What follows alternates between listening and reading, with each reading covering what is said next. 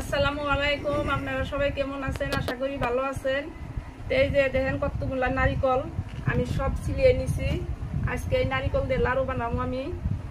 এই যে মেলনাডি নারিকল হয়েছে নে সব চামড়া ছুলিয়ে যে চকচক করে নিছি ধুয়ে এক গাবলা নারিকল এটি ব্যক্তি দিয়ে আজকে লাড়ু নারিকলের লাড়ু। এই যে এটার সাহায্যে সবই করে নিমু, কুচি কুচি করে নিমু। ব্লেন্ডারে নেওয়া গেত কিন্তু ব্লেন্ডারে একদম মিহি হয়, খাইতে অল্প মজা কম লাগে। কষ্ট করলে তো যদি খাইতে ভালো চান তাহলে তো একটু কষ্ট করতেই হবে। তার জন্য এই যে আমার বর কইছিল যে ব্লেন্ডারে ভাঙ্গায় দে, ব্লেন্ডারেই করলে আর আপনার কি হয় যে একবারে মিহি হয়, খাইতে এত মজা লাগে না। আর এটার সাহায্যে যদি কুচি কুচি করে নিয়ে যে এরকম হবো, এরকম হইলে ধরেন যে দাঁতের লগে কামড় লাগলে ভালো লাগে খাইতে। ওই জন্য আমি সবগুলো এটার সাহায্যে সব মিহি করে নিই।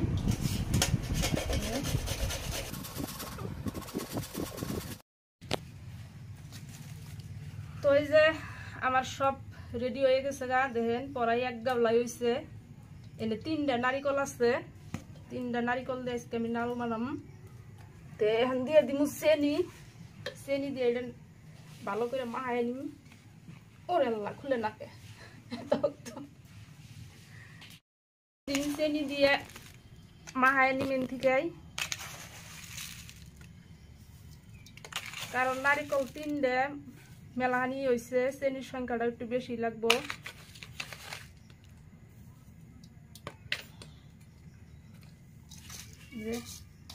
এইভাবে আমি মাহাই নিম চেনি দিয়ে।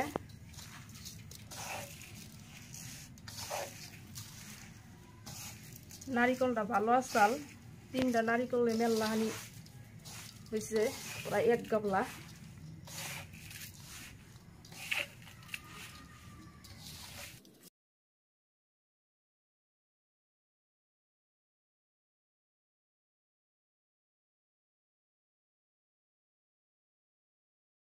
আমি সবগুলা দিয়ে দিই।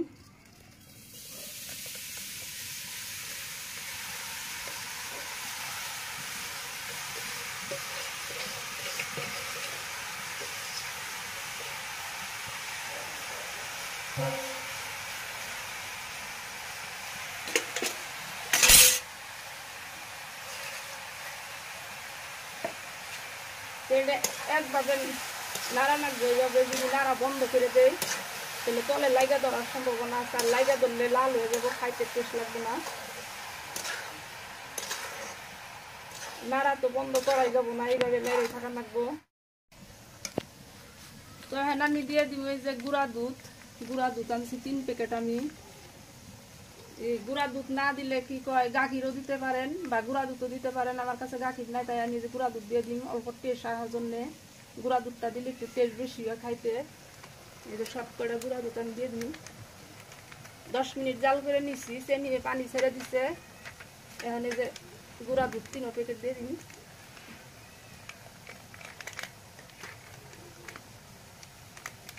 গুঁড়া দুধ দিয়ে একভাবে নাড়তে থাকা লাগবো। যদি নাড়া বন্ধ হয়ে যায় তাহলে লাইগা ধরবো, আর লাইগা ধরলে আর মজা লাগবে না খাইতে, কালারটা লাল হয়ে যাব লাইগা ধরলে। এইভাবে মিশিয়ে নিই নারিকলের সাথে। তো আমার নারিকল জাল করা কমপ্লিট হয়ে গেছে, আমি নামাই নিই। অল্প ঠান্ডা হয়, ঠান্ডা হইলে তারপরে আমি লাড়ু বানাই নিব। এই নারিকলের নাড়ুটা বানানি অনেক সহজ। এই যে আমি নারিকলের লাড়ু এই যে বানিয়ে নিতেছি এইভাবে। তো যারা যারা বাড়িতে বানিয়ে খাইছেন তারা তো জানেনি খুব সহজ এই নারিকলের লাড়ুটা বানাইতে। আর যারা কোনোদিন বানান নাই নতুন, তারা এইভাবে একবার ট্রাই করে দেখবেন বাড়িতে। একদমই সহজ, কোনো ভেজাল নাই।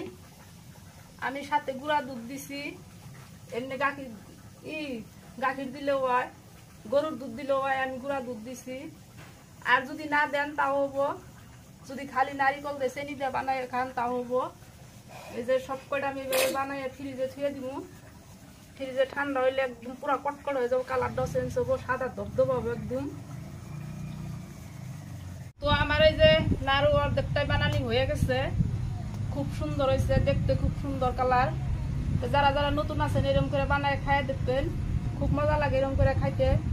আর একদমই সহজ লাড়ু বানাইতে, কোনো ভেজালই নাই। যারা যারা নতুন বানাবেন তারা খালি চেনি দিয়ে আর নারিকল দিয়ে এভাবে জাল দিয়ে পাকাই নেবেন, তাই হয়ে যাবো গা।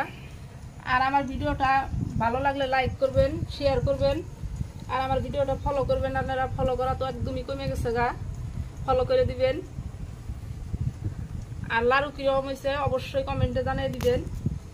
আমি সব করে লাড়ু বানাই নেই, আমি লাড়ু বানাই যে ট্রের মধ্যে নিতেছি, ফ্রিজে থুয়ে দিব। ফ্রিজে থুইলে ভক্ত হয়ে যাবো, খাইতে খুব স্বাদ লাগবো। তো আমার লাড়ু এই দেখেন বানানি কমপ্লিট, কতগুলা লাড়ু হয়েছে। এই সম্পূর্ণ লাড়ু আমি নিয়ে ফ্রিজে থুয়ে দিব। সকালবেলা একদম পুরা শক্ত হয়ে যাবো, কটকড় হবো লাড়ুটা। এখন একটু নরম আছে, সাদা ধবধবা হয়েছে লাড়ু।